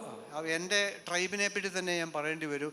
അന്ന് ഞാൻ ബുദ്ധിജീവികളെ കൊണ്ട് പ്രയോജനം എന്നുള്ള ലേഖനം എഴുതിയത് എഴുത്തുകാർ വർഗീയതയുടെ പക്ഷത്തേക്ക് മാറിപ്പോയിക്കൊണ്ടിരിക്കുന്നു എന്ന് ചൂണ്ടിക്കാണിക്കാനാണ്. പല എഴുത്തുകാരും മാറിപ്പോയിക്കൊണ്ടിരിക്കുന്നു എന്നുള്ളത്. ഇന്ന് സംഭവിച്ചിരിക്കുന്നത് വർഗീയതയുടെ പക്ഷത്തേക്കുള്ള എഴുത്തുകാരുടെ ഒരു കുത്തൊഴുക്കാണ് എന്നുള്ളതാണ്. കലാകാരന്മാരുടെയും എഴുത്തുകാരുടെയും ബുദ്ധിജീവികളുടെയും പലതരം വർഗീയതകളിലേക്കുള്ള ഒഴുകിപ്പോക്കാണ്. അതൊരു പ്രവാഹമായി മാറി. ഞാൻ ആ ലേഖനം എഴുതിയ കാലത്ത് അത് 4-5 പേര് ഒക്കെ ഉണ്ടായിരുന്നുള്ളെങ്കിൽ ഇന്ന് നമ്മൾ പ്രതീക്ഷിക്കാത്ത വലിയ വലിയ ആളുകളൊക്കെ ആ വഴിയെ പൊയ്ക്കൊണ്ടിരിക്കുക. അതാണ് ഇന്നുണ്ടായിരിക്കുന്ന മാറ്റം. Thank you Zacharia sir. ഇവിടെ സക്കറിയ സാറിനെ കേട്ടിരുന്ന എല്ലാ പ്രിയ വ്യക്തിത്വങ്ങൾക്കും എൻ്റെ ചോദ്യങ്ങൾക്ക് സരസമായും വിജ്ഞാനപ്രദമായ ഉത്തരം പറഞ്ഞ സക്കറിയ സാറിനും നന്ദി രേഖപ്പെടുത്തിക്കൊണ്ട് ഈ സെഷൻ ഇവിടെ അവസാനിച്ചതായി അറിയിക്കും.